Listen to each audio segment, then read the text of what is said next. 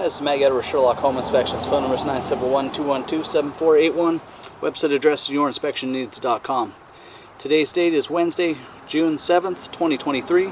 The address we're inspecting today is 20895 Southwest Skiver Street, Beaverton, Oregon, 97078. We are about to perform a video inspection of the property's main sewer line through the front yard exterior cleanout.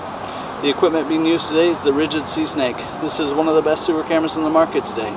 Before we begin this video inspection, it's been noted that some sewer pipes made out of clay, concrete, cast iron, asbestos, and Orangeburg may be in good working order. It may never have had a clogged or sewer backup before. However, due to real estate transactions, attorneys, and lawsuits, Sherlock Home Inspection must recommend the following to meet the current codes. All sewer pipes should be watertight, made out of cast iron, ABS, 3034 or HDPE pipe with all appropriate fittings and couplers. All sewer pipes should be free from breaks, offsets, separations, tree roots, bellies, and party sewers. Sherlock Home Inspections recommends replacing any sewer pipe that does not meet these specifications. Here we go.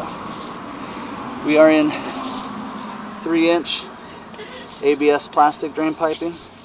We are running some water from the half bathroom sink to ensure that our pipe is watertight and is going to remain watertight throughout this inspection.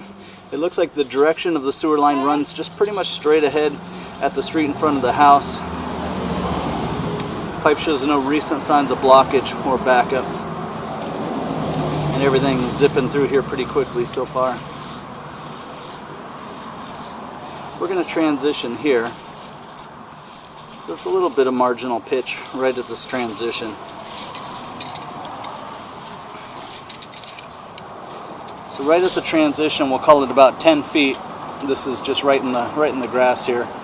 A little bit of marginal pitch. You can see up until this point we've been flying through pretty well.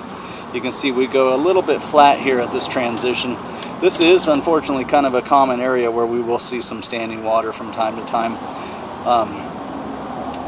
So once we reach the lateral, we'll turn off the water, we'll drain everything out of the pipe, and we'll see how this area reacts with the water off.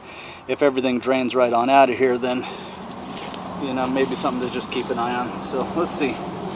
So the camera head goes underwater. There's a little bit of a belly there. And then we come out of it. So with the water running full blast,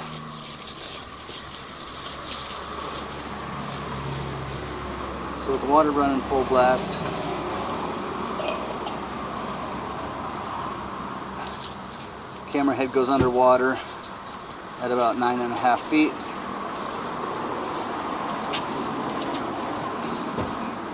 And then we come out of it about a little over 10 feet, or almost 11 feet, so about 1.5 feet. So there's about an area, it's about a foot, little over a foot, 1.5 feet, where it's just a little bit flat through that area. And we do have water blasting through, so we're going to turn off the water once we reach the lateral and see how this area reacts with all the water off.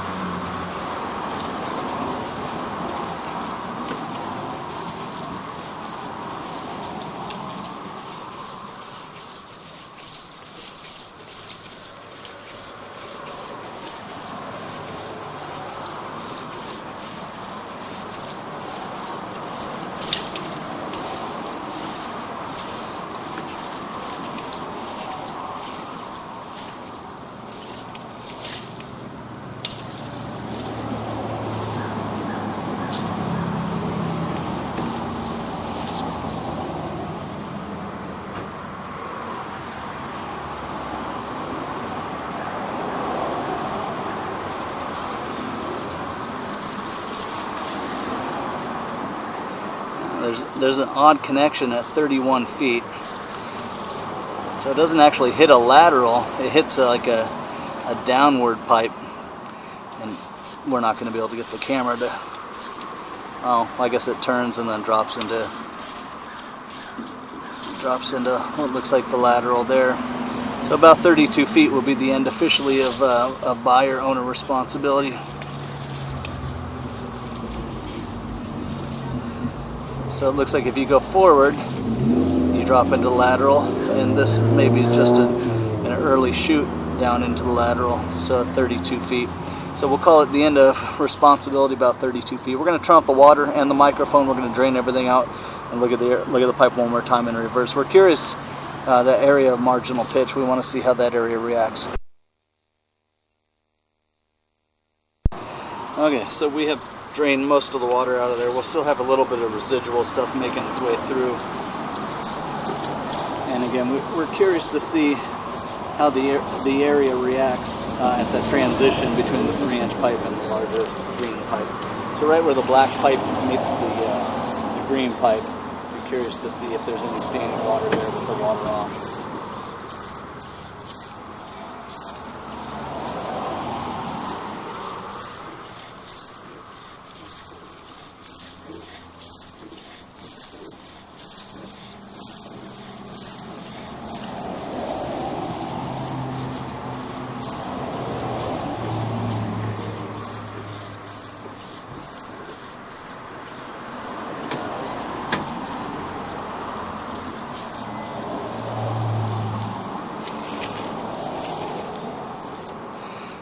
Alright, so here is the tail end of that.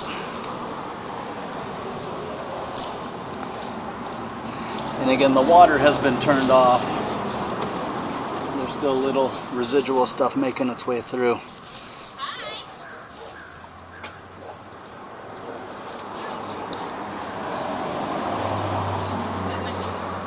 Alright, so here is the area in question. You can see there's still a little bit of marginal pitch.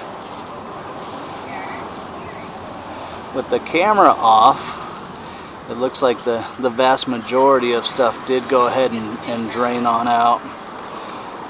So it looks like not too bad at this point.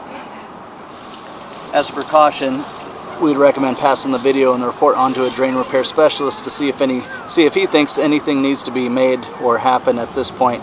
If not, then this would be an area where we would recommend having a sewer scope performed every 2 to 3 years, keeping an eye on this, and then of course, if conditions ever worsen, then some repairs could be required in the future.